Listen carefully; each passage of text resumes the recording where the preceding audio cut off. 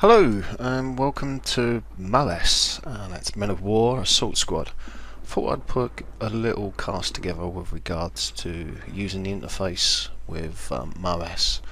If you've done most RTSs, a lot of it will be self-explanatory, but at the same time it can be a little bit confusing, so I thought I'd run through a little part for any newbies out there and anybody that really wants to have an idea of what they're getting themselves into. Right, a quick start, up top left hand corner, this one you've got the mini-map. Like most games, like Company of Heroes, Dawn of War 2, most FPSs, there's always some type of mini-map. This shows your troops and where they're located. Green ones being friendly, blue being neutral, and red being enemies. The yellow crosses, these are the capture flags. This is a skirmish map, which is single player in MOAS, and the minimap can be very useful for quick access. If you right click on it, you can click around the map very quickly. Okay, down low on the left hand side you've got your quick unit selection bar. This allows you to select any unit with one click. So as you can see here, I can flick in between a unit of 6 men and a unit of 2. Unlike things like Company of Heroes, you're not set with the unit, so if you select all the men, just right clicking and dragging across, you can end up, you make one unit and then drag it around. If you say you want to disband that whole unit, you disband the unit, suddenly you've got full units across, which you can use it however you really like, dragging across twos, etc. If you want to hide it, you can always click the little arrow to the left there. Another one is if you hold the shift key and select 2 units, or units itself, you can create one multiple group with quick selection. Very useful if you've manned some machine gun positions or fixed man. Below that you've got objectives, which is standard things that most games have easy access to reading it, and then message history. To the right of that you've got the minimap itself, which you can use M to bring it up and down. And then you've got the settings for it. This you can change the size of the actual minimap to personal preference. So I would advise that small maybe, but the best bit about it really is the transparency. I like to have it around about that size, so I can see around the sides. The ability to see what's going on behind it can be basically game winner or game loser. You've got management, traces and compass. Those are really down to personal preferences of whatever you fancy. Okay, further down here we got inventory. So for example, we choose this rifleman down here. We can see what he's carrying by pressing I, which will bring up this box. As you can see, it's full of lots of lovely goodies, and this box itself is all the things that he carries. Now to drop things, you just literally right grab and pick up, just adds in there. Now if you click there on and off, it's basically places it where you've previously had it. Below that you have direct control. If you've played Company of Heroes, you know you'd select your unit and you'd click to that position, then you might shift and click to that position and then move off and go from position to position. Well, with MOAS you've got a different option. You can do direct control. So say for example we've got this rifleman here. I can press E and that'll give me direct control without having to press anything, and I can just use the AWD and S and move him around. Or if I don't like that, I can press control and it gives me temporary direct control, which if I let go of the left control key, he suddenly goes back to normal. So very, very powerful, very, very useful.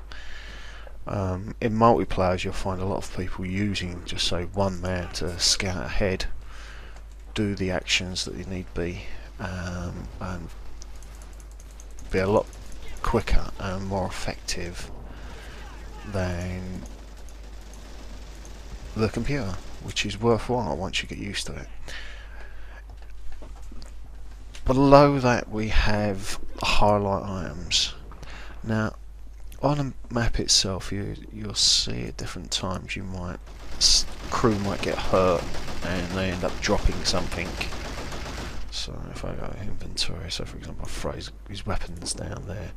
Now if you're zoomed out it's hard to see it, but if you press C it will highlight a red any weapon or item on the ground, which means you can find it a lot easier than having to strain your eyes trying to figure out what piece is what. Next below that is bodies. This might seem like it's a bit morbid and might not be needed, but if you say for example you're looking for ammo, it's a good way of being able to find where bodies are. Or as in single player game you have a medic, you can actually use it to revive players, so another useful addition. At the bottom you got highlight silhouettes. This can be pretty useful because as you see all friendlies come up blue there, and if I scroll across we can see the enemy come as red, which gives a bit of a helping hand when trying to identify where people are, so send him forward so I can see a bit more. As you see that come up red, so you can actually see. This isn't really a cheat, it's just more of an aid. After a while you don't need it because you can see where the fire's coming from. The bottom bar itself, let's bring it back out of here. The bottom bar itself here, going across the bottom, this is a quick selection bar. You can use that to choose any of the options. So if you had a grenade, press there, or F1, anti-tank grenade F2, smoke grenade 3, bazooka round or rocket launcher round 4, and you can choose to use any of those particular items. So boom, throw it there. He's running so you can get into distance. Come on Forrest, throw that. Oh, I do apologise, I had the wrong man. That's probably why he's not doing it. Hey, there you go. Anti-tank grenade, lovely.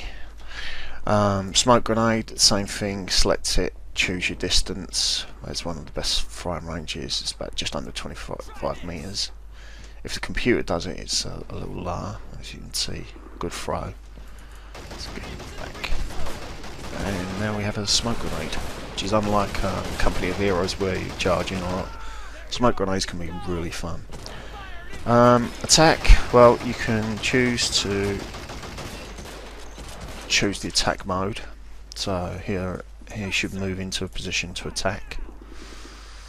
So, or attack to ground, so for example you want to put down cover and fire on a position, can be useful. You just literally pound it with rounds, will fire at that location. Very much like Company of Heroes, if you want to choose particular buildings that you want to attack or items, can be useful. One of my favourites, which is if your man becomes unarmed, it can always end up fist fight and a bit of melee action. So if they've got a rifle butt, straight in the back of the head. Okay, this bar itself, you can choose what you like. For example, over here on the right shows the example of the skills that the troopers can use. You can drag these across and customise it however you like. My favourite ones to have things like they call it build breastwork, which is building barricades. So for example, I want to build a barricade there, and I just click on that instead of having to click use and then go in. Further along we have here, which is the ammo. So for example I choose this one man, instead of having a look on his inventory to see what rounds he's actually got, I can see just along here what actual rounds are being used. Yeah, let's So there he's got 50 rounds, corresponding 100 rifle rounds. So you'll find that machine gun rounds are spread across the squad. So quite often, if you've got a heavy machine gun, it's been spread out, as you find with most units. Carrying on across, you've got rotate, which is useful one I normally have on the bar. So you can swap these around however you like. So they become very set in a fashion that you like, improve your gameplay. Below at the bottom we have the icons for the units. Now each one of them is probably pretty self-evident. You've got the rifleman, who's standing there with a rifleman, assault squad leader or assault, which is normally a light SMG. In this case he's got like a Thompson there. The others are riflemen themselves, and as you can see, this one, he hasn't actually got a gun, so it actually shows him without having a gun in his hands, which can be useful if you've selected, and after a while you'll see somebody without a gun and you think, I need to give him something, or set him onto a heavy machine gun position. Continuing to the side, if we have a look here, you got your troop selection. At the top there's a manpower. This is the amount of points that you have towards buying units. Very much like Company of Heroes and other RTSs, this figure goes up over a period. Now with MOAS, the more flags that you have, the greater the amount of manpower. If you see, like here, there's 30 manpower, plus you get the facility to pull in heavy tanks. If I go to this one, it's 30, and you get half tracks. If I click over there on that map, and here we've got anti-tank guns, and you'll find that each actual flag that you capture allows you to increase. The multiplayer game, on the other hand, you start with the ability to buy all units depending upon how many points you've got. So it's a little bit different between the multiplayer and the single. With each one you'll find a selection of units based upon the group that they're in: support, mortar, heavy machine gun, supply truck, etc. You can also show it and open it down by the arrow at the side, of course. If I give you an example, if I choose infantry and I choose the position that I want them to come in, they should run to that position. So as you see, it's now got a time. It's got 150 manpower, and they will be with us in 14 seconds. So it gives it a very easy choice of where they're going to be. So stick a sniper out there, for example, and as you can see, the time is counting down. It comes down. Reinforcements have arrived. In single player, it's told you the reinforcements, and you can see on the map, here they come. Unit charging into assistance to the position. Reinforcements have arrived. Unlike the multiplayer game, you do get medics.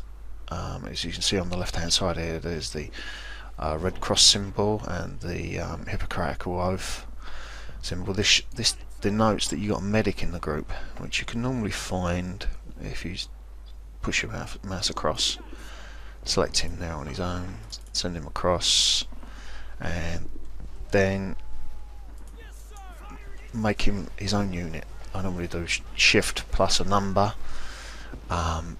In my particular case, I've made it 4, so if I'm using the squad over here and moving them about and I need a medic, I can press 4, automatically selects him, and I can bring him across.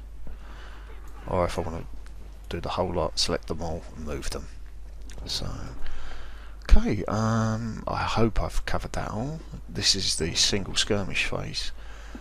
The multiplayer, on the other hand, does have an extra bottom part, which is a Valorous unit, which goes below.